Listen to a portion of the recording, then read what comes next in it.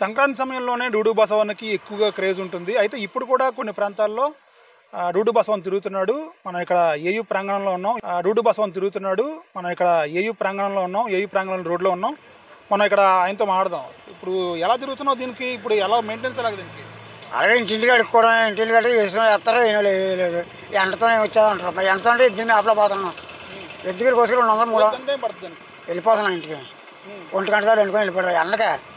ఆ ఎండకి ఎద్దుకొని నడసలేకపోతున్నాం. మేము నడసలేక అలా తిరుగుతున్నాం. మరి పొద్దున్న తిరిగితే ఒక 500-600 వస్తే మధ్యాహ్నం దాకా భోజనానికి గడ్డికి వస్తాను. ఏం మిగులుతలేదు మాకు. ఎక్కడికి గడ్డి మరి ఆ డబ్బులు పెట్టి కొంచెం గడ్డి కొంటున్నాను. అది ఇక్కడే ఉంటున్నాం, మధ్యపల్లిలో ఉన్నాను. సీఎంఆర్ ఆ పక్కన ఉంటున్నాను. మా సొంత ఊరు ఆపుకుంటా. అక్కడి నుంచి ఇక్కడికి వచ్చిన మాట. అక్కడ మేపలకి ఇక్కడికి వచ్చిన టౌన్లో ఏమైనా దొరుకుతాయని ఎలా కూడా రాలేదు. ఇంటికి వెళ్ళిపోయాడు. జ్వరం అని వెళ్ళిపోయాడు ఇంటికాడ. నేను ఒక్కనే వచ్చిన ఎలా రోజుకి 500 వస్తాయండి.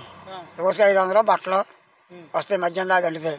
అంతేగాని మరి ఆ డబ్బులు వచ్చినప్పుడు ఎద్దుకే పోతున్నాయి. గంగెద్దుకే, గడ్డికి, తవుడికి, దానికే పోతున్నాయండి. మాకు ఏం మిగులుతలేదు. ఎవరు ఉద్యోగం ఏమైనా తెలియదు, ఎవరు పట్టించుకోవట్లేదు. అలాగే ఊరి మీద దండుకొని 6 ఒక 5-10 అడుక్కొని ఏరియా తిరుగుతాను. మధ్యపల్లి ఏరియా తిరుగుతాను. వాల్టేరు, ఈ సాగర్ వాల్టేరు, రెడ్డి వాల్టేరు, శివాజీ పార్కు మొత్తం ఇలా ఏరియా అంతా దండుతాను. ఇలా జగదంబ చెప్పింది. ఇంటింటికి ఆడుతుంది, ఇంటింటికి ఇంట్లోకి వెళ్తుంది, ఇంటింటికి గుమ్మం మీద అడిగేస్తుంది. సంక్రాంతికి బాగుంటుందండి. సంక్రాంతి అనుకో ఇంటికి 200-300, 500 ఎక్కడ ఎలా పోయినా పిలుస్తుంటారు. గంగెద్ది కావాలి, మాకు కావాలి, మాకు కావాలి, మాకు కావాలి అని పిలుస్తుంటారు. మనం ఎక్కడ ఆడే సంక్రాంతి ఉత్సవాలు. ఇది మనం చూసుకుంటే కనుక సంక్రాంతి టైంలో గిరాకీ ఉంటుందని చెప్తాం, కానీ ఈ టైంలో కూడా అడపాదడపా మేము తిరుగుతూ ఉంటాము. మాకు కొంచెం జీవనోపాధిగా ఇది ఉందని చెప్తున్నారు. ముఖ్యంగా ఇప్పుడు ఉండే గంగిరెద్దుకు ఎక్కువగా దాణా వేయడం తప్ప ఇంకో ప్రత్యామ్నాయం తమకు లేదని చెప్తున్నారు.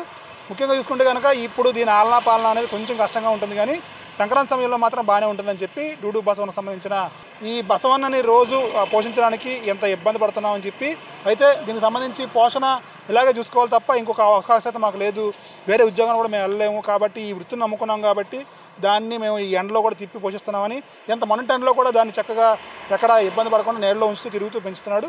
ఇది మొత్తం మీద ఉన్న పరిస్థితి.